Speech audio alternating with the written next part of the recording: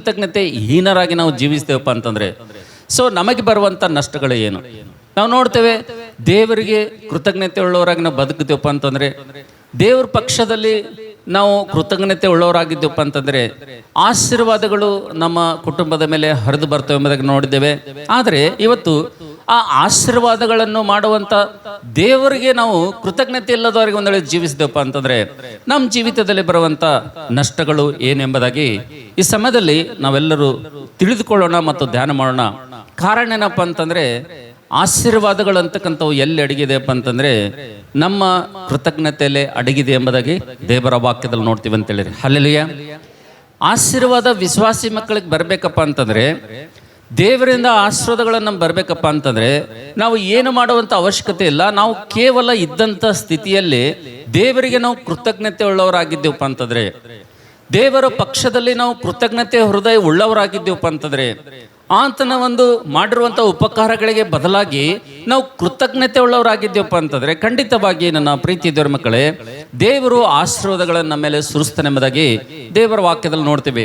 ಒಂದು ವೇಳೆ ಆಶೀರ್ವಾದಗಳನ್ನು ಸುರಿಸುವಂತ ದೇವರಿಗೆ ನಾವು ಕೃತಜ್ಞತೆ ಹೀನರಾಗಿ ಬದುಕ್ತೇವಪ್ಪ ಅಂತಂದ್ರೆ ಆಶೀರ್ವಾದಗಳು ನಿಂತು ಹೋಗ್ತಾವಂತೇಳಿ. ಹಲ್ಲೆಲೂಯಾ. ನಮ್ಮ ಜೀವಿತದ ಮೇಲೆ, ನಮ್ಮ ಕುಟುಂಬದ ಮೇಲೆ ಆಶೀರ್ವಾದಗಳು ನಿಂತು ಹೋಗ್ಬಾರ್ದಪ್ಪ ಅಂತಂದ್ರೆ ನಾವೆಲ್ಲರೂ ಏನು ಮಾಡ್ಬೇಕಪ್ಪ ಅಂತಂದ್ರೆ ದೇವರಿಗೆ ಏನಾಗಿರ್ಬೇಕ್ರಿ, ನಾವು ಕೃತಜ್ಞತೆ ಉಳ್ಳವರಾಗಿರ್ಬೇಕಂತೇಳಿ. ಈ ದೇವರಿಗೆ ಕೃತಜ್ಞತೆ ಉಳ್ಳವರು ಆಗಿರ್ಬೇಕಪ್ಪ ಅಂತಂದ್ರೆ ನಾನು ನೀನು ಒಂದು ಪ್ರಶ್ನೆ ಹಾಕೋಬೇಕು ನಮ್ಮ ಮನಸ್ಸಿನಲ್ಲಿ. ನೀನು ದೇವರಿಗೆ ಕೃತಜ್ಞತೆ ಉಳ್ಳವಳಾಗಿರ್ಬೇಕಪ್ಪ ಅಂತಂದ್ರೆ, ನೀನು ದೇವರಿಗೆ ಕೃತಜ್ಞತೆ ಉಳ್ಳವನಾಗಿರ್ಬೇಕಪ್ಪ ಅಂತಂದ್ರೆ, ನಿಂತ ಹೇಳುವಂತ ನಾನು ಕೂಡ ದೇವರಿಗೆ ಕೃತಜ್ಞತೆ ಉಳ್ಳವನಾಗಿ ಇರಬೇಕಪ್ಪ ಅಂತಂದ್ರೆ ನಮ್ಮೆಲ್ಲರ ಮನಸ್ಸಲ್ಲಿ ಒಂದು ಪ್ರಶ್ನೆ ಹಾಕೋಬೇಕು. ನಾವು ಏನು ಹಾಕೋಬೇಕಪ್ಪ ಅಂತಂದ್ರೆ, ದೇವರು ನನಗೆ ಏನು ಮಾಡಿದ್ದಾನೆ ಅಂತಕ್ಕಂಥ ಪ್ರಶ್ನೆ ನಾವು ಹಾಕೋಬೇಕಂತೇಳಿ. ಹಲ್ಲೆಲೂಯಾ. ದೇವರು ನನಗೆ ಏನು ಮಾಡಿದ್ದಾನೆ ಅಂತಕ್ಕಂಥ ಪ್ರಶ್ನೆ ನಮ್ಮ ಮನಸ್ಸಿನಲ್ಲಿ ಹಾಕೋಬೇಕು. ಎರಡನೇದಾಗಿ ನಾನು ದೇವರಿಗೆ ಏನು ಮಾಡಿದ್ದೇನೆ ಅಂತಕ್ಕಂಥದ್ದು ಈ ಪ್ರಶ್ನೆ ಕೂಡ ಹಾಕೋಬೇಕಂತೇಳಿ.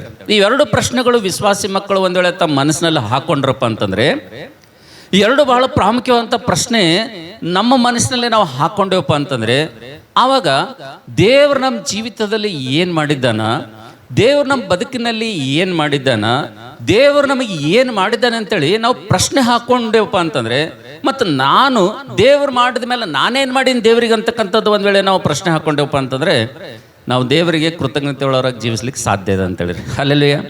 ಈ ಪ್ರಶ್ನೆ ನಾವು ಹಾಕೊಳ್ಳಿಲ್ಲ ಅಂತೇಳಿರಿ, ಈ ಪ್ರಶ್ನೆ ನಾವು ಹಾಕೊಳ್ಳಿಲ್ಲ ಅಂತೇಳಿರಿ, ದೇವ್ರು ನನಗೆ ಏನು ಮಾಡ್ಯಾನ ಅಂತೇಳಿ ಪ್ರಶ್ನೆ ಹಾಕೊಳ್ಳಿಲ್ಲಪ್ಪ ಅಂತಂದ್ರೆ ಮತ್ತು ದೇವ್ರು ನನಗೆ ಏನು ಮಾಡಿದ್ದಾನೆ ಅಂತೇಳಿ ಅವಗಾನೆ ಒಂದ್ ವೇಳೆ ನನಗಿರ್ಲಿಲ್ಲಪ್ಪ ಅಂದ್ರೆ ಹೃದಯದಾಗ ಕೃತಜ್ಞತೆ ಎಲ್ಲಿರ್ತದ್ರಿ? ಇರ್ತದ? ಸಾಧ್ಯನೇ ಇಲ್ಲ. ಅದಕ್ಕೆ ದೇವರ ವಿಷಯದಲ್ಲಿ ನಾವು ಕೃತಜ್ಞತೆ ಉಳ್ಳವರು ಆಗಿರ್ಬೇಕಪ್ಪ ಅಂತಂದ್ರೆ, ದೇವರ ಪಕ್ಷದಲ್ಲಿ ನಾವು ಕೃತಜ್ಞತೆ ಉಳ್ಳವರಾಗಿರ್ಬೇಕಂದ್ರೆ ಖಚಿತವಾಗಿ ನನ್ನ ಪ್ರೀತಿ ದೇವರ ಮಕ್ಕಳೇ ಎಲ್ಲರೂ ಕೂಡ ಈ ಪ್ರಶ್ನೆ ಅಂತಕ್ಕಂಥದ್ದು ಏನು ಮಾಡ್ಬೇಕ್ರಿ? ಹಾಕಿಕೊಳ್ಬೇಕಂತೇಳಿ. ಹಲ್ಲೆಲೂಯಾ.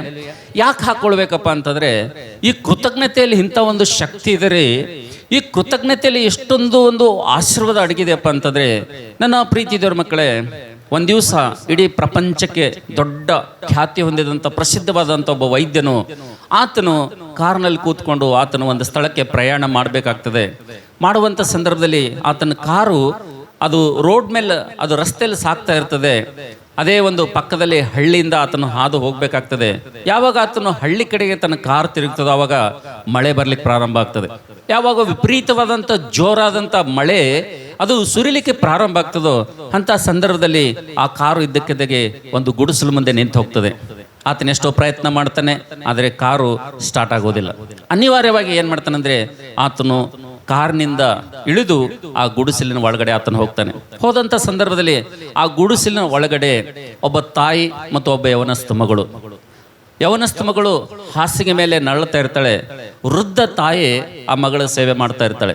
ಯಾವಾಗ ಈ ವೈದ್ಯನು ಆ ಗುಡಿಸಲ ಒಳಗಡೆ ಹೋಗ್ತಾನ ಆಸರೆಗಾಗಿ, ಹೋದಂಥ ಸಂದರ್ಭದಲ್ಲಿ ಆ ಒಂದು ವೈದ್ಯನು ತುಂಬ ತೋಯಿಸ್ಕೊಂಡು ಮಳೆಯಿಂದ ನೆನೆದು ಆ ಗುಡಿಸಲು ಪ್ರವೇಶ ಮಾಡೋಷ್ಟರಲ್ಲಿ ಆತನ ತಲೆ ತುಂಬ ನೆಂದು ಹೋಗಿರ್ತದೆ. ಅವಾಗ ವೈದ್ಯನು ಹೋಗಿ ಆ ಹೆಣ್ಮಗಳಿಗೆ ಒಂದು ಲೋಟ ನೀರು ಕೇಳ್ತಾನೆ.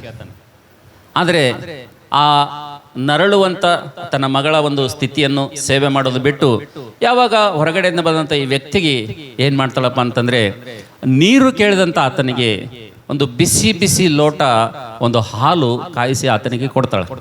ಕೊಟ್ಟಂಥ ಸಂದರ್ಭದಲ್ಲಿ ಆತನು ಹಾಲು ಕುಡಿತಾ ಇರ್ತಾನೆ. ಈ ಮಧ್ಯದಲ್ಲಿ ತಾಯಿ ಮತ್ತು ಆತನು ಡಿಸ್ಕಸ್ ಮಾಡ್ತಾರೆ. ಅಮ್ಮ, ಯಾರೋ ಮಂಚದ ಮೇಲೆ ನರಳ್ತಾ ಇದ್ದಾರಲ್ಲ, ಏನು ಸಮಸ್ಯೆ ಎಂಬುದಾಗಿ ಆತನು ಕೇಳಿದಂಥ ಸಂದರ್ಭದಲ್ಲಿ ಆಕೆ ಹೇಳ್ತಾಳೆ, ನೋಡ್ರಿ ಸಾಹೇಬ್ರೆ, ನನ್ನ ಮಗಳಿಗೆ ಬಂದಿರುವಂಥ ರೋಗ ಇಂಥದ್ದು. ಈ ರೋಗ ವಾಸ ಮಾಡ್ಬೇಕಪ್ಪ ಅಂತಂದ್ರೆ ಈ ಒಂದು ಸಿಟಿಯಲ್ಲಿ ಬಹಳ ಪ್ರಖ್ಯಾತಿವಾದಂಥ ಪ್ರಸಿದ್ಧವಾದಂಥ ಒಂದು ವೈದ್ಯರಿದ್ದಾರಂತ. ಆ ವೈದ್ಯರಿಂದ ಮಾತ್ರ ಈ ರೋಗ ವಾಸಿ ಮಾಡ್ಲಿಕ್ಕೆ ಆಗ್ತದಂತ. ಆದರೆ ಆ ವೈದ್ಯನ ಹತ್ರ ನಾವು ಹೋಗ್ಬೇಕಂದ್ರೆ ಲಕ್ಷಾಂತರ ರೂಪಾಯಿ ಖರ್ಚಾಗ್ತದಂತ, ಅಷ್ಟೊಂದು ಅವ್ರ ಫೀಸ್ ಅದಂತ. ಆ ಡಾಕ್ಟರ್ ಹತ್ರ ಒಯ್ಲಿಕ್ಕೆ ನನ್ನ ಹತ್ರ ಹಣ ಇಲ್ಲ. ಹಾಗಾಗಿ ನನ್ನ ಮಗಳು ನರಳಿ ದಿನ ಸಾವನ್ನು ಅನುಭವಿಸ್ತಾ ಇದ್ದಾಳೆ. ಏನ್ ಮಾಡ್ಬೇಕಂತೇಳಿ ಗೊತ್ತಾಗ್ತಿಲ್ಲ. ಆ ದೇವರಿಗೆ ನಾನು ಪ್ರಾರ್ಥನೆ ಮಾಡ್ತಾ ಇದ್ದೀನಿ ಎಂಬುದಾಗಿ ಆಕೆ ಹೇಳ್ತಾ ಇದ್ದಳು. ಆಕೆ ಡಾಕ್ಟರ್ ಆತನು ಮೊದಲೇ ನಾಸ್ತಿಕನಾಗಿದ್ದ, ದೇವರಂದ್ರೆ ಆತನಿಗೆ ನಂಬಿಕೆ ಇರಲಿಲ್ಲ. ಆದರೆ ಆಕೆ ಕೇಳ್ತಾನೆ, ನೀ ಯಾವ ದೇವರಿಗೆ ಪ್ರಾರ್ಥನೆ ಮಾಡ್ತಾ ಇದ್ದೀಯಮ್ಮ ಎಂಬುದಾಗಿ ಒಂದು ಪ್ರಶ್ನೆ ಕೇಳ್ತಾನೆ ಆಕೆ ಹೇಳ್ತಾಳೆ, ನಾನು ಜೀವ ಸ್ವರೂಪನ ಅಂತ ಮತ್ತು ಮನುಷ್ಯರಿಗೆ ಸಹಾಯ ಮಾಡುವಂತ ಯಾರಾದರೂ ದೇವರಿದ್ದಾರೆ ಅಂದ್ರೆ ಯೇಸು ಕ್ರಿಸ್ತನ ಒಬ್ಬಾತನೇ. ಆ ದೇವರಿಗೆ ನಾನು ಪ್ರಾರ್ಥನೆ ಮಾಡ್ತಾ ಇದ್ದೀನಿ, ಹೇಗಾದರೂ ಮಾಡಿ ನನ್ನ ಮಗಳನ್ನು ವೈದ್ಯರ ಹತ್ರ ಕಳಿಸಿ ಅದಕ್ಕೆ ಸರಿಯಾದ ಚಿಕಿತ್ಸೆ ಕೊಡುವಂತೆ ದೇವರೇ ನೀನೇ ಮಾರ್ಗವನ್ನು ತೆರೆ ಎಂಬುದಾಗಿ ಒಂದು ಪ್ರಾರ್ಥನೆ ನಾನು ಮಾಡ್ತಾ ಇದ್ದೇನೆ ಎಂಬುದಾಗಿ ಆಕೆ ಆ ವ್ಯಕ್ತಿ ಹೇಳಿದಂಥ ಸಂದರ್ಭದಲ್ಲಿ, ಆ ವ್ಯಕ್ತಿ ಬೇರೆ ಯಾರು ಇಲ್ಲ, ಅದೇ ಸಿಟಿಯಲ್ಲಿ ಪ್ರಖ್ಯಾತಿ ಹೊಂದಿದಂಥ ಪ್ರಸಿದ್ಧ ಹೊಂದಿರುವಂಥ ಈ ಒಂದು ತನ್ನ ಮಗಳ ರೋಗ ವಾಸಿ ಮಾಡುವಂಥ ಡಾಕ್ಟರ್ ಆತನೇ ಆಗಿರ್ತಾನೆ. ಆದರೆ ಆತನ ಆ ವಿಷಯ ಅವ್ರಿಗೆ ಹೇಳುವುದಿಲ್ಲ. ಆತನು ಹಾಲು ಕುಡಿತಾನೆ. ಹಾಲು ಕುಡಿದ ಮೇಲೆ ಮಳೆ ಸ್ವಲ್ಪ ನಿಂತು ಹೋಗ್ತದೆ. ನಿಂತು ಹೋದ್ಮೇಲೆ ಅವ್ರ ಕೈಯಲ್ಲಿ ಒಂದು ಅಡ್ರೆಸ್ ಕೊಡ್ತಾನೆ, ಕಾರ್ಡ್ ಕೊಡ್ತಾನೆ. ಅಮ್ಮ, ಈ ಮಳೆ ನಿಂತು ಹೋದ್ಮೇಲೆ 2 ದಿನಗಳಾದ ಮೇಲೆ ನೀವು ಇಂಥ ಸಿಟಿಗೆ ಬಂದು ಇಂಥ ಆಸ್ಪತ್ರೆಗೆ ಬಂದು ನೀವು ವೈದ್ಯರನ್ನು ಕಾಣ್ರಿ, ಅಲ್ಲಿ ನಿಮ್ಮ ಮಗಳಿಗೆ ಸರಿಯಾದ ಚಿಕಿತ್ಸೆ ಸಿಗ್ತದೆ ಎಂಬುದಾಗಿ ಕಾರ್ಡ್ ಕೊಟ್ಟು ಆತನು ಹೋಗ್ತಾನೆ. ಹೋದಂಥ ಸಂದರ್ಭದಲ್ಲಿ 2 ದಿವಸಗಳಾದ ನಂತರ ತನ್ನ ಮಗಳನ್ನು ತೆಗೆದುಕೊಂಡು ಆಕೆ ಅಡ್ರೆಸ್ ಹುಡ್ಕೊಂಡು ಅದೇ ಆಸ್ಪತ್ರೆಗೆ ಹೋಗಿ ಅಲ್ಲಿ ಟ್ರೀಟ್ಮೆಂಟ್ ತೆಗೆದುಕೊಳ್ತಾಳೆ. ಆ ಟ್ರೀಟ್ಮೆಂಟ್ ತೆಗೆದುಕೊಂಡ್ಮೇಲೆ ಲಕ್ಷಾಂತರ ರೂಪಾಯಿ ಬಿಲ್ ಆಗ್ತದೆ. ಚೆನ್ನಾಗಿ ಗುಣ ಹೊಂತಾಳೆ, ಆರೋಗ್ಯವಂತಳಾಗ್ತಾಳೆ ಮಗಳು. ಅದಾದ್ಮೇಲೆ ಇನ್ನೇನು ಇವತ್ತು ಡಿಸ್ಚಾರ್ಜ್ ಆಗ್ಬೇಕಂತೇಳಿ ಡಾಕ್ಟರ್ ಬರೆದಿರ್ತಾರೆ. ಆದರೆ ಡಿಸ್ಚಾರ್ಜ್ ಆಗಿ ಮನೆಗೆ ಹೋಗ್ಬೇಕಂದ್ರೆ ಎದುರುಗಡೆ ಒಂದು ದೊಡ್ಡ ಬಿಲ್ ತಂದಿಡ್ತಾರೆ. ಆ ಬಿಲ್ಲು ಯಾವಾಗ ಈ ತಾಯಿ ನೋಡ್ತಾಳೋ ಆಕೆ ಎದೆ ಹೊಡೆದು ಹೋಗಿರ್ತದೆ. ಯಾಕಂದ್ರೆ ಆಸ್ಪತ್ರೆ ಅಂತ ದೊಡ್ಡದು, ಆ ಬಿಲ್ ಕಟ್ಟಿ ಪೇಡ್ ಮಾಡೇನೆ ಅವ್ರು ಏನು ಮಾಡಬೇಕು, ಮನೆಗೆ ಹೋಗಬೇಕು. ಅಂತ ಸಂದರ್ಭದಲ್ಲಿ ಆ ಬಿಲ್ಲು ನೋಡಿದಂಥ ಸಂದರ್ಭದಲ್ಲಿ ಎದೆ ಒಡೆದು ಹೋಗ್ತದೆ. ಒಡೆದೋದಂಥ ಸಂದರ್ಭದಲ್ಲಿ ಆಕೆ ಏನು ಮಾಡ್ತಾಳೆ ಅಂದರೆ ಆ ಬಿಲ್ಲಿನ ಮೊತ್ತ ನೋಡ್ತಾ ಹಾಗೆ ಕೆಳಗೆ ಸ್ವಲ್ಪ ತನ್ನ ಕಣ್ಣ ದೃಷ್ಟಿ ಹಾಯಿಸ್ತಾಳೆ. ಬಿಲ್ ಎಷ್ಟು ಲಕ್ಷ ಇದೆ ಅಂತೇಳಿ ನೋಡ್ತಾ ಆ ಹಣದ ಬರೆದಂಥದ್ದು ನೋಡಿ ಕೆಳಗಡೆ ನೋಡ್ತಾಳೆ. ಆ ಬಿಲ್ಲಿನ ಕೆಳಗಡೆ ಬರೆದಿರ್ತದೆ ಇಟ್ ಈಸ್ ಪೇಡ್ ಎಂಬುದಾಗಿ ಬರೆದಿರ್ತದೆ ಅಂತೇಳಿ. ಹಲ್ಲೆಲೂಯಾ. ಏನು ಬರೆದಿರ್ತದ? It is paid, bill for paid ಅಂತೇಳಿ ಈ ಬಿಲ್ಲಿನ ಹಣ ನಮ್ಮ ಆಸ್ಪತ್ರೆಗೆ ಸಂದಾಯವಾಗಿದೆ ಅಂತೇಳಿ ಬರೆದಿರ್ತದೆ. ಯಾವಾಗ ಅದನ್ನು ನೋಡ್ತಾಳೋ ತುಂಬ ಖುಷಿ ಆಗ್ತದೆ, ಭಾಳ ಸಂತೋಷ ಆಗ್ತದೆ. ಇಷ್ಟೊಂದು ಲಕ್ಷಾಂತರ ರೂಪಾಯಿ ಒಂದು ಹಣವನ್ನು ನಮಗೆ ಸಹಾಯ ಮಾಡುವಂಥ ವ್ಯಕ್ತಿ ಯಾರು, ಆತನ ನಾವು ಕಾಣಬೇಕು, ಆತನಿಗೆ ನಾವು ಥ್ಯಾಂಕ್ಸ್ ಹೇಳಬೇಕಂತೇಳಿ ಅಲ್ಲಿರುವಂಥ ಸಿಬ್ಬಂದಿಗಳನ್ನು ಕೇಳಿದಾಗ ಅವ್ರೇನು ಮಾಡ್ತಾರೆ ಅಂದರೆ ಈ ಹಣ ಸಹಾಯ ಮಾಡಿದಂಥ ಈ ಬಿಲ್ ಪೇ ಮಾಡೋಂಥ ವ್ಯಕ್ತಿ ಹತ್ರ, ಅಮ್ಮ ಬಾ ನಿಮ್ಗೆ ಕರ್ಕೊಂಡು ಹೋಗ್ತೀನಿ ಅಂತೇಳಿ ಒಂದು ಚೇಂಬರಲ್ಲಿ ಕರ್ಕೊಂಡೋಗಿ ಅಲ್ಲಿ ಕೂಡಿಸ್ತಾರೆ. ಡಾಕ್ಟರ್ ಅವ್ರ ಎದುರುಗಡೆ ಬರ್ತಾನೆ. ಬಂದಂಥ ಸಂದರ್ಭದಲ್ಲಿ, ಅಪ್ಪ ನೀನೇನ ಈ ಪುಣ್ಯವಂತ, ನಮಗೆ ಇಂಥ ಲಕ್ಷಾಂತರ ರೂಪಾಯಿ ಖರ್ಚು ಮಾಡಿ ನನ್ನ ಮಗಳ ಒಂದು ರೋಗ ವಾಸಿ ಮಾಡ್ಲಿಕ್ಕೆ ನಮ್ಮ ಕೈಯಿಂದ ಆಗ್ತಾ ಇರಲಿಲ್ಲ, ನೀನೇ ಈ ಬಿಲ್ ಪೇಡ್ ಮಾಡಿದೆ ಎಂಬುದು ಕೇಳಿದ್ವಿ, ನಿನ್ನ ಋಣ ತೀರಿಸ್ಲಿಕ್ಕೆ ಜನ್ಮದಲ್ಲಿ ನಮ್ಗೆ ಸಾಧ್ಯ ಇಲ್ಲಪ್ಪ ಅಂತೇಳಿ ಆ ಡಾಕ್ಟರ್ ಕಾಲ್ ಬೀಳಕ್ಕೆ ಹೋಗೋ ಟೈಮ್ನಾಗ ಆ ಡಾಕ್ಟರ್ ಹೇಳ್ತಾನ, ಅಮ್ಮ ನನಗೆ ನೀವು ಗುರುತು ಹಿಡಿದಿರ ಎಂಬುದಕ್ಕೆ ಹೇಳ್ತಾನೆ. ಇಲ್ಲಪ್ಪ ನಿಮಗೆ ನಾನು ಗುರುತು ಹಿಡಿದಿಲ್ಲ ಎಂಬುದಾಗಿ ಹೇಳ್ತಾನೆ. ಇಲ್ಲಮ್ಮ, ಕೆಲವು ದಿವಸಗಳ ಹಿಂದೆ ಇದೇ ಮನುಷ್ಯ ನಿಮ್ಮ ಗುಡಿಸಲಲ್ಲಿ ಬಂದಿದ್ದ, ಇದೇ ಮನುಷ್ಯನಿಗೆ ನೀರು ಕೇಳಿದ್ದ ಒಂದು ಗ್ಲಾಸು, ಆದರೆ ನೀವು ಅಂಥ ಚಳಿಯಲ್ಲಿ ನೆನೆದ ಮಳೆಯಲ್ಲಿ ನಡುಗುವಂಥ ನನಗೆ ಒಂದು ಲೋಟ ಬಿಸಿ ಬಿಸಿ ಹಾಲು ಕೊಟ್ಟಿದ್ದೀರಿ, ನನ್ನ ನೆನಪಿದೆ ಎಂಬುದಾಗಿ ಆಕೆ ಕೇಳ್ತಾಳೆ. ಆವಾಗ ಆ ಬಿಸಿ ಬಿಸಿ ಹಾಲು ಕೊಟ್ಟಂಥ ವ್ಯಕ್ತಿ ನಾನೇ, ನೀನು ಕೊಟ್ಟಂಥ ಹಾಲು ಕೊಡುವಂಥ ವ್ಯಕ್ತಿ ನಾನೇ. ನೀನು ಪ್ರಾರ್ಥನೆ ಮಾಡ್ತಾ ಇದೆಯಲ್ಲ, ಅದೇ ಡಾಕ್ಟ್ರು ವಾಸಿ ಮಾಡ್ಬೇಕಂತ ಹೇಳ್ತಾ ಇದ್ದಿಲ್ಲ, ನಿನ್ನ ದೇವ್ರು ನಿಜವಾದಂಥ ದೇವ್ರಮ್ಮ. ನಿನ್ನ ಮಗಳ ರೋಗ ವಾಸಿ ಮಾಡೋದಕ್ಕೋಸ್ಕರವಾಗಿ ನಾನು ಬೇರೆ ಊರಿಗೆ ಹೋಗ್ಬೇಕಾಗಿತ್ತು, ನಾನು ಬೇರೆ ಊರಲ್ಲಿ ಒಂದು ಒಂದು ಒಂದು ರೋಗಿಗೆ ನೋಡ್ಬೇಕಾಗಿತ್ತು. ಆದರೆ ನೀನು ಆರಾಧಿಸುವಂಥ ದೇವರು, ನೀನು ಪೂಜಿಸುವಂಥ ದೇವ್ರು, ನಂಬಿರುವಂಥ ದೇವರು, ನಿನ್ನ ಪ್ರಾರ್ಥನೆಯನ್ನು ಕೇಳಿ ನಿನ್ನ ಗೂಡಿಸಲಿಗೆ ನನ್ನನ್ನು ತಂದಿದ್ದಾನೆ ಎಂಬುದಾಗಿ ಹೇಳುವಾಗ ಎಷ್ಟೋ ಆಕೆಗೆ ಸಂತೋಷ ಆಗ್ತದೆ ಅಂತೇಳಿ. ಹಲ್ಲೆಲೂಯಾ. ನನ್ನ ಪ್ರೀತಿದೇವರ ಮಕ್ಕಳೇ, ಕತೆ ಕೇಳುವಂಥ ಸಂದರ್ಭದಲ್ಲಿ ನೀವು ಅನ್ಕೋಬಹುದು ಯಾವುದೋ ಒಂದು ಪುಸ್ತಕದಲ್ಲಿ ಬರೆದಿರುವಂಥ ಕತೆ ಎಂಬುದಾಗಿ ತಿಳ್ಕೊಳ್ಬೋದು. ಇಟ್ ಈಸ್ ರಿಯಲಿ, ಇದು ನಿಜವಾದಂಥ ಕತೆ ಇದೆ ಅಂತೇಳಿರಿ. ಹಲ್ಲೆಲೂಯಾ. ಒಂದು ಕಪ್ ಹಾಲಿನ ಒಂದು ಬೆಲೆ, ಅದಕ್ಕೆ ಬದಲಾಗಿ ಕೃತಜ್ಞತೆ ಲಕ್ಷಾಂತರ ರೂಪಾಯಿ ಬಿಲ್ಲು ಅದು ಪೇಡ್ ಮಾಡಿತು ಅಂತೇಳಿರಿ. ಹಲ್ಲೆಲೂಯಾ. ಅದಕ್ಕೋಸ್ಕರಾಗಿ ನನ್ನ ಪ್ರೀತಿದೇವರ ಮಕ್ಕಳೇ, ಕೃತಜ್ಞತೆ ಅಂತಕ್ಕಂಥದ್ದು ಬಹಳ ಶ್ರೇಷ್ಠವಾಗಿದೆ. ನಾನು ಇತ್ತೀಚೆಗೆ ಕೃತಜ್ಞತೆ ಬಗ್ಗೆ ನಾನು ಧ್ಯಾನ ಮಾಡ್ತಾ ಇದ್ದೆ. ನಿಜವಾಗಿ ನಡೆದಂಥ ಒಂದು ಘಟನೆ. ಒಬ್ಬ ರೈತನ ಮಗ ತನ್ನ ಹೊಲದಲ್ಲಿರುವಂಥ ಬಾವಿಯಲ್ಲಿ ಬಿದ್ದಿರ್ತಾನೆ. ಆದರೆ ಆ ರೈತನ ಮಗ ತನ್ನದೇ ಆದಂಥ ಹೊಲದಲ್ಲಿ ಬಾವಿಯಲ್ಲಿ ಬಿದ್ದಂಥ ಸಂದರ್ಭದಲ್ಲಿ ಅದೇ ರೈತನ ಹತ್ರ ದುಡಿಲಿಕ್ಕೆ ಒಬ್ಬ ಕೂಲಿ ಕಾರ್ಮಿಕ ಇರ್ತಾನೆ, ಒಬ್ಬ ಬಡವ ಇರ್ತಾನೆ. ಆತ ಏನು ಮಾಡ್ತಾನೆ ಅಂದರೆ ಹಾರಿ ಬಂದು ಆ ಮಗುವನ್ನು ರಕ್ಷಿಸ್ತಾನೆ, ಆ ಮಗುವಿನ ಪ್ರಾಣ ಉಳಿಸ್ತಾನೆ. ಆದರೆ ಆ ಬಡವ ರೈತ ಆ ಸಾಹುಕಾರನ ಹತ್ರ ದುಡಿಲಿಕ್ಕಿದ್ದಂಥ ಸಂದರ್ಭದಲ್ಲಿ ಅವನ ಮಗನು ಸರ್ಕಾರಿ ಶಾಲೆಯಲ್ಲಿ ಫೀಸ್ ಕಟ್ಟೋಕ್ಕೂ ಯೋಗ್ಯತೆ ಇರಲ್ಲ. ಆದರೆ ಯಾವಾಗ ಈ ಒಂದು ರೈತನ ಮಗನಿಗೆ ಆ ಒಂದು ಬಡ ಕೂಲಿ ಕಾರ್ಮಿಕರನ್ನು ಆ ಬಾವಿಯಿಂದ ತೆಗಿತಾನೋ, ಪ್ರಾಣ ಉಳಿಸ್ತಾನೋ, ಈ ರೈತ ಹೊಲದವ ಏನು ಮಾಡ್ತಾನೆ ಗೊತ್ತದ್ರಿ, ಆ ಸರ್ಕಾರಿ ಶಾಲೆಯಲ್ಲಿ ಫೀಸ್ ಕಟ್ಟದೇ ಇರುವಂಥ ಆ ಮಗುವಿಗೆ ತನ್ನ ಮಗನ ಜೊತೆ 1ನೇ ತರಗತಿಯಿಂದ ಡಿಗ್ರಿ ತನಕ ಒಳ್ಳೆ ವಿದ್ಯಾಭ್ಯಾಸ ಕೊಟ್ಟು ಆತನಿಗೆ ಜಾಬ್ ಮಾಡಿಸ್ತಾನೆ ಅಂತ ಹೇಳಿರಿ. ಅಲ್ಲೆಲ್ಲ ಎಷ್ಟು ದೊಡ್ಡ ಸಹಾಯ ಇದು. ಚಿಕ್ಕ ಸಹಾಯ, ಅದರ ದೊಡ್ಡ ಆಶೀರ್ವಾದ ಬರ್ತದೆ ಅಂತ ಹೇಳಿರಿ. ಅಲ್ಲೆಲ್ಲ ಅದಕ್ಕೋಸ್ಕರಗೆ ನನ್ನ ಪ್ರೀತಿಯ ಸಹೋದರ ಸಹೋದರಿಯರೇ, ನಾವೆಲ್ಲರೂ ಇವತ್ತು ಕೃತಜ್ಞತೆ ಬಗ್ಗೆ ನಾವು ಧ್ಯಾನ ಮಾಡ್ತಾ ಇದ್ದೀವಿ. ಆದರೆ ನಾವು ನೋಡ್ತೀವಿ ಇದೆಲ್ಲವೂ ಕೂಡ ಮನುಷ್ಯರು ಮಾಡಿದಂಥ ಸಹಾಯ, ಮನುಷ್ಯರು ಮಾಡಿದಂಥ ಕೃತಜ್ಞತೆಗೆ ಸಹಾಯ ನಾವು ನೋಡಿದ್ವಿ. ಆದರೆ ದೇವರಿಗೆ ನಾವು ಕೃತಜ್ಞತೆ ಉಳ್ಳವರಾಗಿ ಜೀವಿಸಿದೇವಪ್ಪ ಅಂತಂದರೆ ನಮಗೆ ಬರುವಂಥ ಆಶೀರ್ವಾದ ಇಂಥ ಆಶೀರ್ವಾದ ಇರೋಲ್ಲ ಅಂತ ಹೇಳಿರಿ. ಹಲ್ಲೆಲೂಯಾ. ಅದಕ್ಕೋಸ್ಕರಾಗಿ ಈ ಮಾತನ್ನು ನಮ್ಮ ಮನಸ್ಸಲ್ಲಿ ಇಟ್ಕೊಂಡು ಒಂದು ವೇಳೆ ನಮ್ಮ ಜೀವಿತದಲ್ಲಿ ದೇವರಿಗೆ ಕೃತಜ್ಞತೆ ಇಲ್ಲದವ್ರಿಗೆ ನಾವು ಬದುಕಿದೇವಪ್ಪ ಅಂತಂದರೆ, ದೇವರ ವಿಷಯದಲ್ಲಿ ಕೃತಜ್ಞತೆ ಹೀನರಾಗಿ ಒಂದು ವೇಳೆ ಬದುಕಿದೇವಪ್ಪ ಅಂತಂದರೆ, ನನ್ನ ಪ್ರೀತಿದೇವರ ಮಕ್ಕಳೇ, ನಮಗೆ ಬರುವಂಥ ನಷ್ಟಗಳು ಏನೆಂಬುದಾಗಿ 1-2-3 ನಷ್ಟಗಳನ್ನು ಇವತ್ತು ನಾವು ಧ್ಯಾನ ಮಾಡೋಣ. ದೇವರಿಗೆ ಕೃತಜ್ಞತೆ ಇಲ್ಲದೆ ಬದುಕಿದರೆ ಬರುವಂಥ ನಷ್ಟಗಳ ಕುರಿತು 1-2-3 ನಷ್ಟಗಳ ಕುರಿತು ನಾವು ಧ್ಯಾನ ಮಾಡಿ ಅವುಗಳನ್ನು ನಮ್ಮ ಹೃದಯದ ಹಲಿಗೆ ಮೇಲೆ ಬರ್ಕೊಂಡು ಪ್ರತಿ ವಿಷಯದಲ್ಲಿ ನಾವು ಈಗ ತಾನೇ ಓದಿ 1ನೇ ಥೆಸಲೋನಿಕ 5ನೇ ಅಧ್ಯಾಯ 18ನೇ ವಚನದಲ್ಲಿ ಎಲ್ಲದರಲ್ಲಿ ಏನು ಮಾಡ್ರಿ, ನೀವು ಕೃತಜ್ಞತೆ ಸ್ತುತಿಯನ್ನು ಮಾಡ್ರಿ ಎಂಬುದಾಗಿ ದೇವರು ಹೇಳಿದಂತೆ ಎಲ್ಲ ವಿಷಯಗಳು ನಮ್ಮ ಜೀವಿತದಲ್ಲಿ ಕಷ್ಟನೋ, ನಷ್ಟನೋ, ಸಾಲನೋ, ರೋಗನೋ, ಬಾಧೆನೋ, ಅವಮಾನನೋ ಏನೋ ಇರಲಿ, ಪರಿಸ್ಥಿತಿ ಏನೇ ಇದ್ರೂ ಕೂಡ ಎಲ್ಲ ಸಮಯದಲ್ಲಿ ಎಲ್ಲ ಕಾಲದಲ್ಲಿ ನಾವು ದೇವರಿಗೆ ಕೃತಜ್ಞತೆ ಉಳ್ಳವರಾಗಿ ನಾವು ಜೀವಿಸಿದೇವಪ್ಪ ಅಂತಂದ್ರೆ ನಮಗೆ ಬರುವಂಥ ಆಶೀರ್ವಾದಗಳನ್ನು ನಿಲ್ಲಿಸುವಂಥವ್ರು ಯಾರೂ ಇಲ್ಲ ಅಂತೇಳಿರಿ. ಹಲ್ಲೆಲೂಯಾ. ಅದೇ ರಿವರ್ಸ್, ಒಂದು ವೇಳೆ ನಾವು ದೇವರಿಗೆ ಕೃತಜ್ಞತೆ ಇಲ್ಲದಾಗ ಬದುಕಿದೇವಪ್ಪ ಅಂತಂದ್ರೆ, ದೇವರು ಮಾಡಿರುವಂಥ ಸಹಾಯವನ್ನು ಪಡ್ಕೊಂಡು, ದೇವ್ರು ಮಾಡಿರುವಂಥ ಉಪಕಾರವನ್ನು ನಾವು ಹೊಂದಿಕೊಂಡು, ದೇವ್ರು ಮಾಡಿರುವಂಥ ಎಲ್ಲ ಸವಲತ್ತುಗಳನ್ನು ತೆಗೆದುಕೊಂಡು, ದೇವ್ರು ಕೊಟ್ಟಂಥ ಬಲ, ಶಕ್ತಿ, ಆರೋಗ್ಯ ಎಲ್ಲವನ್ನು ತೆಗೆದುಕೊಂಡು ಒಂದು ವೇಳೆ ದೇವರಿಗೆ ನಾವು ಕೃತಜ್ಞತೆ ಇಲ್ಲದ ಬದುಕಿದಿರಪ್ಪ ಅಂದರೆ ನಾವು ನೋಡ್ತೇವೆ ಬೈಬಲ್ನಲ್ಲಿ ಕೆಲವೊಬ್ಬರ ಜೀವಿತನೇ ಮೆದುಗಡೆ ನಾನು ತರ್ತೀನಿ. ದೇವರಿಗೆ ಕೃತಜ್ಞತೆ ಇಲ್ಲದೆ ಹೋದರೆ ಅವ್ರ ಜೀವಿತದಲ್ಲಿ ಏನಾಯ್ತು ಎಂಬುದಾಗಿ ನಂಬರ್ 1 ಮೊಟ್ಟ ಮೊದಲಾಗಿ ದಯವಿಟ್ಟು ಯಾರಾದರೂ ರೋಮ ಪತ್ರಿಕೆ 1ನೇ ಅಧ್ಯಾಯ ನಿಮ್ಮ ಸತ್ಯವೇದವನ್ನು ತಿರುಗಿಸ್ರಿ. ದೇವರಿಗೆ ಕೃತಜ್ಞತೆ ಇಲ್ಲದೆ ಒಂದು ವೇಳೆ ನಾವು ಬದುಕಿದೆವಪ್ಪ ಅಂತಂದರೆ, ದೇವರ ವಿಷಯದಲ್ಲಿ ಕೃತಜ್ಞತೆ ನಮಗೆ ಇರಲಿಲ್ಲಪ್ಪ ಅಂತಂದರೆ ನಮ್ಮ ಜೀವಿತದಲ್ಲಿ ಬರುವಂಥ ನಷ್ಟಗಳು ಏನು ಎಂಬುದಾಗಿ ಯಾರಾದರೂ ರೋಮ ಪತ್ರಿಕೆ 1ನೇ ಅಧ್ಯಾಯ 24ನೇ ವಚನ ಓದ್ತೀರಾ? ರೋಮ 1ನೇ ಅಧ್ಯಾಯ 24ನೇ ವಚನ. ಆದ ಕಾರಣ ಅವರು ಮನಸ್ಸಿನ ದುರಾಸೆಗಳಂತೆ ನಡೆದು ತಮ್ಮ ದೇಹಗಳನ್ನು ಮಾನಹೀನ ಮಾಡಿಕೊಳ್ಳಲಿ ಎಂದು ದೇವರು ಅವರನ್ನು ಹೊಲಸಾದ ನಡತೆಗೆ ಒಪ್ಪಿಸಿದನು. ಹಲ್ಲೆಲೂಯಾ. ಎಲ್ಲರೂ ನನ್ನ ಕಡೆಗೆ ನೋಡ್ರಿ, ಎಲ್ಲರೂ ನಿಮ್ಮ ಸತ್ಯವೇದನ ಬಿಟ್ಟು ನನ್ನ ಕಡೆ ನೋಡ್ರಿ.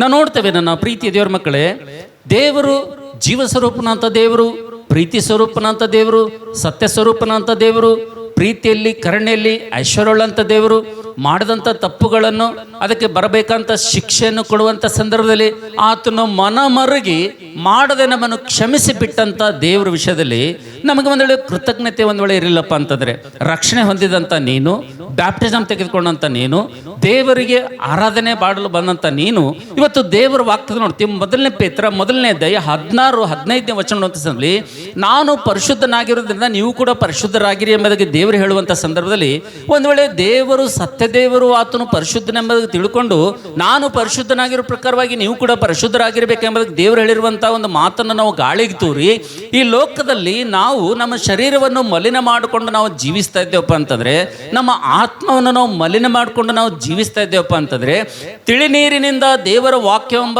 ಒಂದು ಜಲಸ್ನಾನ ಮಾಡಿದಂಥ ನಾವು ದೇವರನ್ನು ಹಗುರವಾಗಿ ತಿಳಿದುಕೊಂಡು ನಾವು ಒಂದು ವೇಳೆ ದೇವರು ಸತ್ಯವಂತನು, ನೀತಿವಂತನು, ನ್ಯಾಯವಂತನು, ಪರಿಶುದ್ಧನೆಂಬುದಾಗಿ ತಿಳ್ಕೊಂಡ್ರೂ ಕೂಡ ನಮ್ಮನ್ನು ಆತನ ಪರಿಶುದ್ಧರನ್ನಾಗಿ ಮಾಡಿದ್ರೂ ಕೂಡ ನಾವು ಆತನ ಪರಿಶುದ್ಧತೆಯನ್ನು ಗಮನಿಸದೆ, ಆತನ ಮಾಡಿರುವಂಥ ಉಪಕಾರವನ್ನು ಗಮನಿಸದೆ, ಆತನ ಮಾಡಿರುವಂಥ ಸಹಾಯವನ್ನು ಗಮನಿಸದೆ, ಆತನ ಮಾಡಿರುವಂಥ ಎಲ್ಲ ಮೇಲುಗಳನ್ನು ಉಪಕಾರಗಳನ್ನು ಹೊಂದಿಕೊಂಡು ಒಂದು ವೇಳೆ ಆತನ ವಿಷಯದಲ್ಲಿ ನಾವು ಕೃತಜ್ಞತೆ ಇಲ್ಲದವರಾಗಿದ್ದೇವಪ್ಪ ಅಂತಂದರೆ ನಮಗೆ ಬರುವಂಥ ನಷ್ಟ ಏನಪ್ಪ ಅಂತಂದರೆ, ಇಸ್ರಾಯೇಲ್ ಜನರಲ್ಲಿ ಬಂದಂಥ ನಷ್ಟ ಏನಪ್ಪ ಅಂತಂದರೆ, ಅವರು ದೇವರ ವಿಷಯದಲ್ಲಿ ಅವ್ರಿಗೆ ತಿಳುವಳಿಕೆ ಇದ್ರೂ ಕೂಡ ಅವರು ದೇವರನ್ನು ಘನಪಡಿಸದೇ ಇದ್ದಿದ್ದರಿಂದ, ದೇವರನ್ನು ಗೌರವಿಸದೇ ಇದ್ದಿದ್ದರಿಂದ ದೇವರು ಅವರನ್ನು ಹೀನವಾದಂಥ ನಡತೆಗೆ ಒಪ್ಪಿಸಿದ ಎಂಬುದಾಗಿ ದೇವರು ವಾಕ್ಯದಲ್ಲಿ ನೋಡ್ತೀವಿ ಅಂತೇಳಿ. ಹಲ್ಲೆಲೂಯಾ.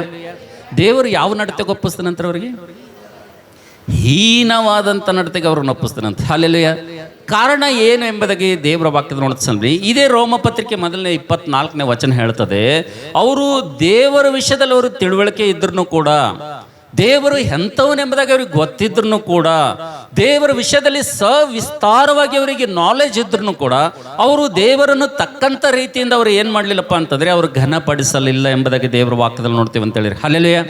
ಅದಕ್ಕೋಸ್ಕರ ಈ ನನ್ನ ಮಾತುಗಳನ್ನು ಕೇಳುವಂಥ ಎಲ್ಲ ನನ್ನ ಪ್ರೀತಿಯ ಸಹೋದರ ಸಹೋದರಿಯರೇ, ಇವತ್ತು ರೋಮ 1:24 ಪ್ರಕಾರವಾಗಿ ದೇವರ ವಿಷಯದಲ್ಲಿ ನಾವು ಕೃತಜ್ಞತೆ ಇಲ್ಲದೆ ಜೀವಿಸ್ತೀವಪ್ಪ ಅಂತಂದರೆ, ದೇವರ ವಿಷಯದಲ್ಲಿ ದೇವರ ಪಕ್ಷದಲ್ಲಿ ಕೃತಜ್ಞತೆ ಹೀನರಾಗಿ ನಾವು ಬದುಕ್ತೇವಪ್ಪ ಅಂತಂದರೆ, ಮೊದಲನೇದಾಗಿ ನಾವು ನೋಡ್ತೇವೆ ಇಸ್ರಾಯೇಲರನ್ನು ಯಾವ ರೀತಿಗೆ ಹೀನ ನಡತೆಗೆ ಒಪ್ಪಿಸಿದನೋ, ಹೀನ ಸ್ಥಿತಿಗೆ ತಳ್ಳಿಬಿಟ್ಟನೋ, ನಾವು ಕೂಡ ನಮ್ಮ ಜೀವಿತ ನಮ್ಮ ಬದುಕು ಕೂಡ ಏನಾಗ್ತದೆ ಅಂದರೆ ದೇವರಿಗೆ ಕೃತಜ್ಞತೆ ಇಲ್ಲದೆ ಬದುಕಿದೇವಪ್ಪ ಅಂತಂದರೆ ನಮ್ಮನ್ನು ಕೂಡ ಏನು ಮಾಡ್ತಾನಂತಾರೆ, ದೇವರ ಹೀನ ಸ್ಥಿತಿಗೆ ಒಪ್ಪಿಸ್ಬಿಡ್ತಾನಂತ. ಹೀನ ಬದುಕಿಗೆ ಒಪ್ಪಿಸ್ಬಿಡ್ತಾನೆ. ನಮ್ಮ ಬದುಕು ಎಷ್ಟು ಹೀನವಾಗ್ತದಪ್ಪ ಅಂದರೆ, ನಮ್ಮ ಜೀವಿತ ಎಷ್ಟು ಹೀನವಾಗ್ತದಪ್ಪ ಅಂತಂದರೆ ಇನ್ನೊಬ್ಬರು ನೋಡಿದಂಥವರೆಲ್ಲ ಅಸಹ್ಯ ಪಟ್ಕೊಳ್ತಾರಂತ. ಆ ರೀತಿಗೆ ನಮ್ಮ ಬದುಕನ್ನು ಒಪ್ಪಿಸ್ತಾನಂತ. ಹಲ್ಲೆಲೂಯಾ.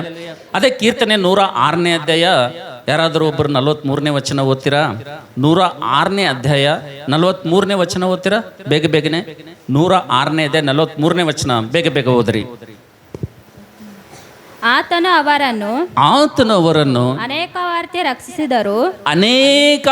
ರಕ್ಷಿಸಿದರು. ಅವರು ತಮ್ಮ ಆಲೋಚನೆಯನ್ನು ಅನುಸರಿಸಿ ಅವಿಧೇಯರಾದರು. ತಮ್ಮ ಅಕ್ರಮದಿಂದಲೇ ಹೀನ ಸ್ಥಿತಿಗೆ ಬಂದರು. ಎದಕ್ಕೆ ಬಂದ್ರ ಅಂತ? ಹೀನ ಸ್ಥಿತಿಗೆ ಬರ್ಲಿಕ್ಕೆ ಕಾರಣ ಏನ್ರಿ? ಅವರು ಉತ್ತಮವಾದಂಥ ಜೀವಿತದಿಂದ, ಆಶೀರ್ವಾದಕರವಾದಂಥ ಜೀವಿತದಿಂದ ಅವರು ಹೀನ ಸ್ಥಿತಿಗೆ ಬರ್ಲಿಕ್ಕೆ ಕಾರಣ ಏನಪ್ಪ ಅಂತಂದರೆ, ದೇವರು ಮಾಡಿದಂಥ ಸಹಾಯ, ದೇವರು ಮಾಡಿರುವಂಥ ಉಪಕಾರ ಮರೆತು ದೇವರ ವಿಷಯದಲ್ಲಿ ಕೃತಜ್ಞತೆ ಹೀನರಾಗಿ ಬದುಕಿ ತಮ್ಮ ಆಲೋಚನೆ ಪ್ರಕಾರ ನಡೆದ್ರಂಥವ್ರು. ತಮಗೇನು ಆಲೋಚನೆ ಬರ್ತಾವ ಆ ಆಲೋಚನೆ ಪ್ರಕಾರವಾಗಿ ಅವ್ರು ಏನು ಮಾಡಿದ್ರಂತ ತಮ್ಮ ಮಾರ್ಗದಲ್ಲಿ ನಡೆದ್ರ ಎಂಬುದಾಗಿ ದೇವ್ರ ವಾಕ್ಯದಲ್ಲಿ ನೋಡ್ತೀವಿ ಅಂತೇಳಿ. ಅದೇ 106ನೇ ಅಧ್ಯಾಯ 6ನೇ ವಚನ ಓದಮ್ಮ. ಕೀರ್ತನೆ 106 6ನೇ ವಚನ ಓದು. ನಮ್ಮ ಪಿತೃಗಳಂತೆ ನಾವು ಪಾಪಿಗಳು ಅಪರಾಧ ಮಾಡಿದೆವು ದುಷ್ಟತನ ನಡೆಸಿದೆವು. ನಮ್ಮ ಪೂರ್ವಿಕರು ಐಗುಪ್ತದಲ್ಲಿ ನಿನ್ನ ಅದ್ಭುತ ಕ್ರಿಯೆಗಳನ್ನೆಲ್ಲ ರಕ್ಷಿಸಲಿಲ್ಲ. ಏನ್ ಮಾಡ್ಲಿಲ್ಲ ಅಂತ್ರಿ? ದೇವರು ಐಗುಪ್ತ ದೇಶದಲ್ಲಿ ಅವರು ಹೊರಗಡೆ ತರೋದಕ್ಕೋಸ್ಕರ ಮಾಡಿರುವಂಥ ಅದ್ಭುತ ಕಾರ್ಯಗಳು, ಆಶ್ಚರ್ಯ ಕಾರ್ಯಗಳು, ಸಹಾಯಗಳು, ಮೇಲುಗಳು ಅವ್ರು ಏನು ಮಾಡಲಿಲ್ಲ ಅಂತ್ರಿ? ನೆನಪೇ ಮಾಡಲಿಲ್ಲ ಅಂತ, ಜ್ಞಾಪಕ ಮಾಡ್ಕೊಳ್ಳಿಲ್ಲ ಅಂತವ್ರು, ಅವ್ರು ಮರ್ತು ಹೋದ್ರಂತ. ಅದಕ್ಕೆ ನಾವು ನೋಡ್ತೀವಿ ನನ್ನ ಪ್ರೀತಿ ದೇವ್ರ ಮಕ್ಕಳೇ, ಇವತ್ತು ದೇವರಿಗೆ ಕೃತಜ್ಞತೆ ಹೀನರಾಗಿ ಒಂದು ವೇಳೆ ನಾವು ಬದುಕಿದೇವಪ್ಪ ಅಂತಂದರೆ, ದೇವರ ವಿಷಯದಲ್ಲಿ ನಾವು ಕೃತಜ್ಞತೆ ಇಲ್ಲಪ್ಪ ಅಂತಂದರೆ, ಮೊಟ್ಟ ಮೊದಲದಾಗಿ ಇಸ್ರಾಯೇಲರನ್ನು ಯಾವ ರೀತಿಗೆ ಹೀನ ನಡತೆಗೆ ಒಪ್ಪಿಸಿದನೋ ನಮ್ಮ ಜೀವಿತದಲ್ಲಿ ಕೂಡ ಏನು ಮಾಡ್ತಾನಂತ, ದೇವರು ಒಂದು ಸಲ ನಮ್ಮನ್ನು ಹೀನ ನಡತೆಗೆ ಒಪ್ಪಿಸ್ತಾನಲ್ರಿ, ಈ ಲೋಕದಲ್ಲಿ ನಮ್ಮನ್ನು ಯಾರು ಸೂಸದಿತ್ತಾರೋರು ಇರಲ್ಲ ಅಂತ. ದೇವರು ಒಂದು ವೇಳೆ ಒಪ್ಪಿಸ್ತಾನಲ್ಲ ಹೀನ ನಡತೆಗೆ, ನಮ್ಮನ್ನು ಸುಸ್ಥಿತಿಗೆ ತರುವಂಥವ್ರು ಈ ಲೋಕದಲ್ಲಿ ಯಾರೂ ಇರೋದಿಲ್ಲ ಎಂಬುದಾಗಿ ದೇವ್ರ ವಾಕ್ಯದಲ್ಲಿ ನೋಡ್ತೀವಿ ಅಂತ ಹೇಳಿರಿ. ಹಲ್ಲೆಲೂಯಾ. ನಂಬರ್ 1. ನಂಬರ್ 2 ಯಾರಾದರೂ ಓದ್ತೀರಾ? ದೇವರಿಗೆ ಕೃತಜ್ಞತೆ ಇಲ್ಲದೆ ಬದುಕಿದ್ರೆ ಎರಡನೇದಾಗಿ ಬರುವಂಥ ನಷ್ಟ ಏನು? ಲೂಕನ್ ಬರೆದ ಸುವಾರ್ತೆ 12ನೇ ಅಧ್ಯಾಯ, ಲೂಕನ್ ಬರೆದ ಸುವಾರ್ತೆ 12ನೇ ಅಧ್ಯಾಯ, ನಿಮ್ಮ ಸತ್ಯವೇದನ ತಿರುಗಿಸ್ರಿ. ನಾನು ಕೇವಲ 3 ಜನರನ್ನು ಮಾತ್ರ ನಿಮ್ಮ ಎದುರುಗಡೆ ತರ್ತೀನಿ. ಮೊದಲನೇ ಒಂದು ಇಸ್ರಾಯೇಲರನ್ನು ನಿಮ್ಮ ಎದುರುಗಡೆ ತಂದಿದ್ದೀನಿ. ರೋಮ ಪತ್ರಿಕೆ 1:24 ವಚನ ನಾವು ನೋಡಿದ್ದೀವಿ. ದೇವರಿಗೆ ಕೃತಜ್ಞತೆ ಇಲ್ಲದೆ ಬದುಕಿದೇವಪ್ಪ ಅಂದರೆ, ಜೀವಿಸ್ದೇವಪ್ಪ ಅಂತಾರೆ, ದೇವರು ನಮ್ಮನ್ನು ಹೀನ ನಡತೆಗೆ ಒಪ್ಪಿಸ್ಬಿಡ್ತಾನೆ ಎಂಬುದಾಗಿ ನಂಬರ್ 1 ನಾವು ನೋಡಿದ್ದೇವೆ. ಮತ್ತು ಎರಡನೇದಾಗಿ ಲೂಕನ್ ಬರೆದ ಸುವಾರ್ತೆ 12:18 ವಚನ ಯಾರಾದರೂ ಓದ್ರಿ. ನನ್ನ ಕಣಜಗಳನ್ನು ಕೀಳಿಸಿ ಅವುಗಳಿಗಿಂತ ದೊಡ್ಡ ಕಣಜಗಳನ್ನು ಕಟ್ಟಿಸುವೆನು. ಅಲ್ಲಿ ನನ್ನ ಎಲ್ಲಾ ದವಸ ಧಾನ್ಯಗಳನ್ನು ಸರಕುಗಳನ್ನು ತುಂಬಿಟ್ಟು ನನ್ನ ಜೀವಾತ್ಮಕ್ಕೆ ಜೀವವೇ ಅನೇಕ ವರ್ಷಗಳಿಗೆ ಬೇಕಾದಷ್ಟು ಸರಕು ನಿನಗೆ ಬಿದ್ದಿದೆ. ವಿಶ್ರಮಿಸಿಕೋ, ಊಟ ಮಾಡು, ಕುಡಿ, ಸುಖಪಡು ಎಂದು ಹೇಳುವೆನು ಅಂದುಕೊಂಡನು.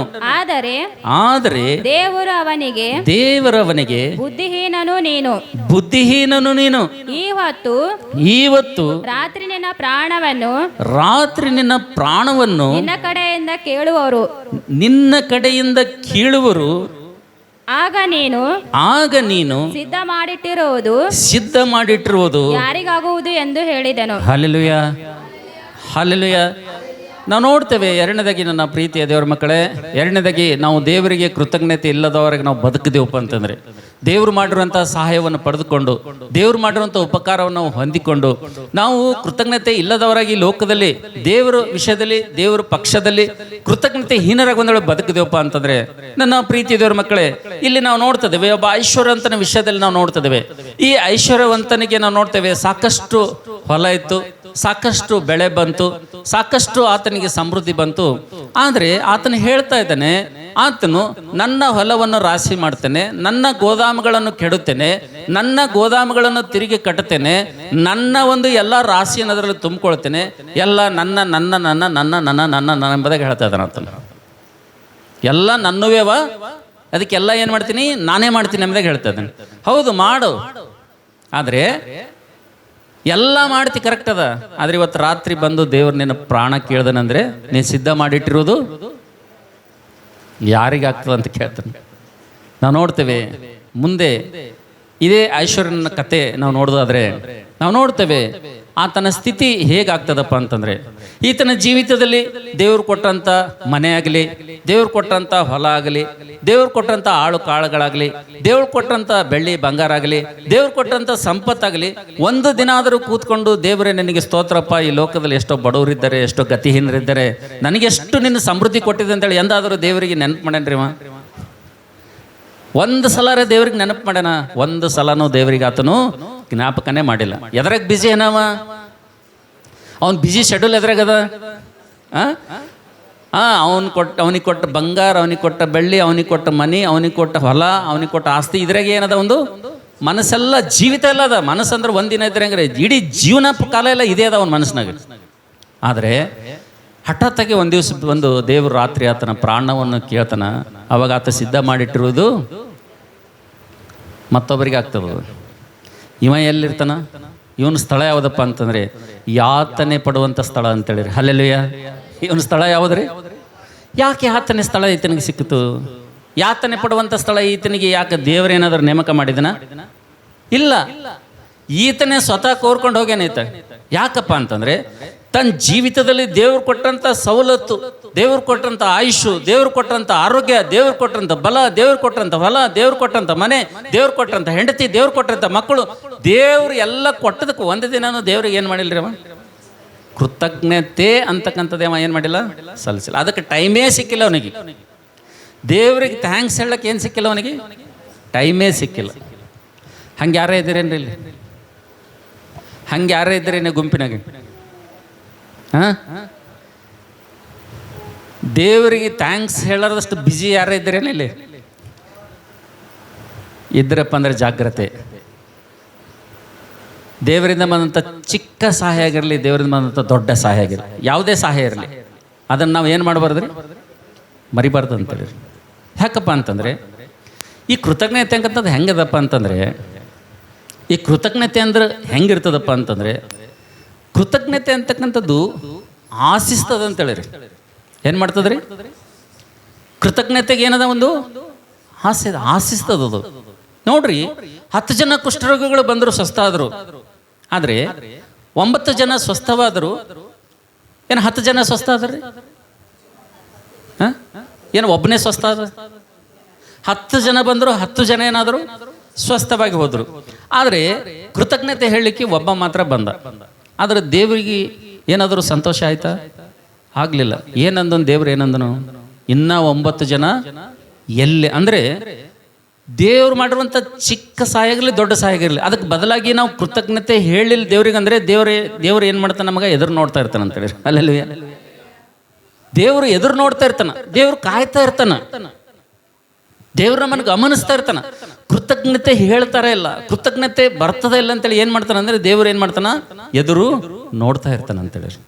ಅದಕ್ಕೋಸ್ಕರವಾಗಿ ನನ್ನ ಪ್ರೀತಿ ದೇವ್ರ ಮಕ್ಕಳೇ, ಇವತ್ತು ದೇವ್ರ ಮಂದಿರಕ್ಕೆ ಬಂದಿರುವಂಥ ನಾವೆಲ್ಲರೂ ಕೂಡ, ದೇವ್ರ ಮಾತುಗಳನ್ನು ಕೇಳುವಂಥ ನಾವೆಲ್ಲರೂ ಕೂಡ, ಇವತ್ತು ನಮ್ಮ ಜೀವಿತದಲ್ಲಿ ಇವತ್ತು ಕೃತಜ್ಞತೆ ಇಲ್ಲದೆ ದೇವ್ರ ವಿಷಯದಲ್ಲಿ ನಾವು ಬದುಕಿದೀವಪ್ಪ ಅಂತಂದರೆ ನಮ್ಮ ಜೀವಿತದಲ್ಲಿ ಬರುವಂಥ ಮೊಟ್ಟ ಮೊದಲನೇ ನಷ್ಟ ಏನಪ್ಪ ಅಂತಂದರೆ ದೇವ್ರು ನಮ್ಮನ್ನು ಹೀನವಾದಂಥ ಸ್ವಭಾವಕ್ಕೆ, ಹೀನವಾದಂಥ ನಡತೆಗೆ ನಮ್ಮನ್ನು ಒಪ್ಪಿಸ್ಬಿಡ್ತಾನೆ.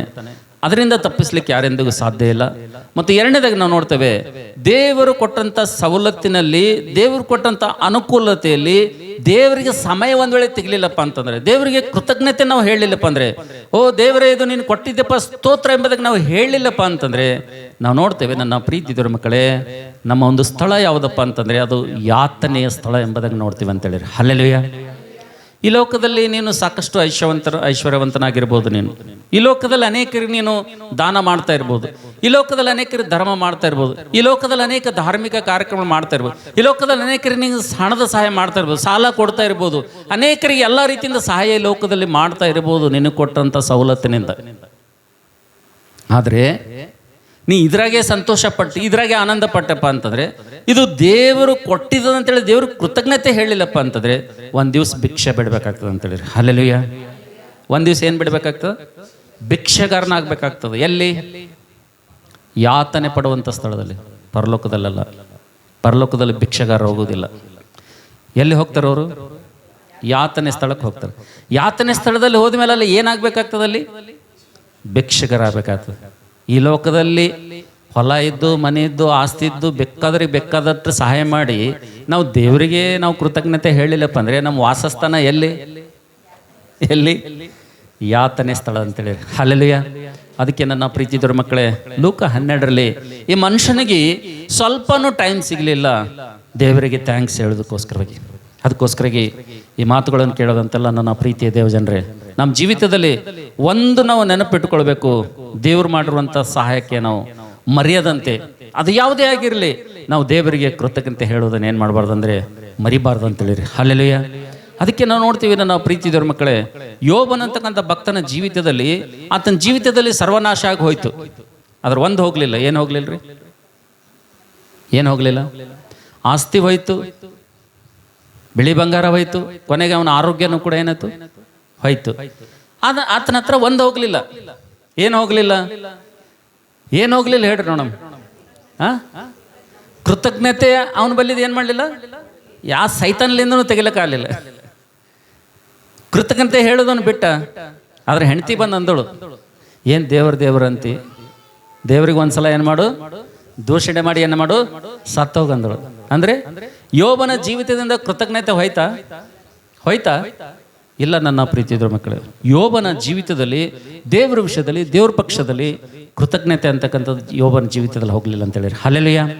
ಯೋಬನು ತನ್ನ ಜೀವಿತದಲ್ಲಿ ಏನೇ ಪರಿಸ್ಥಿತಿ ಬಂದರೂ ಕೂಡ, ಎಂಥ ಕಷ್ಟ ಬಂದರೂ ಕೂಡ, ಸಾಯುವಂಥ ಸ್ಥಿತಿ ಬಂದರೂ ಕೂಡ, ಆತನ ಜೀವಿತದಲ್ಲಿ ಕೃತಜ್ಞತೆ ಅಂತಕ್ಕಂಥದ್ದು ತನ್ನ ಹೃದಯ ತುಂಬ ತುಂಬಿಕೊಂಡಿದ್ದರಿಂದ, ಆತನ ರಕ್ತವೆಲ್ಲ ಕೃತಜ್ಞತೆಯೇ ತುಂಬಿಕೊಂಡಿದ್ದರಿಂದ ಆತನಿಗೆ ಎಂಥ ಆಶೀರ್ವಾದ ಬಂತ್ರಿ. ಬೈಬಲ್ ಹೇಳ್ತದ, ಊಚ್ ದೇಶದಲ್ಲಿ ಅವನಂತ ಸೌಕರ್ಯ ಯಾರಿರಲಿಲ್ಲ ಅಂತ. ಆದ್ರೆ ಯೋಬ 42ನೇ ಅಧ್ಯಾಯದಾಗ ಆತನಿಗೆ ಆಶೀರ್ವಾದ ಹೆಂಗೆ ಬರ್ತದ್ರಿ? ಡಬಲ್ ಟಿಬಲ್ ಬರ್ತದೆ ಅಂತೇಳಿ. ಹಲ್ಲೆಲೂಯಾ. ನನ್ನ ಪ್ರೀತಿ ದೇವ್ರ ಮಕ್ಕಳೇ,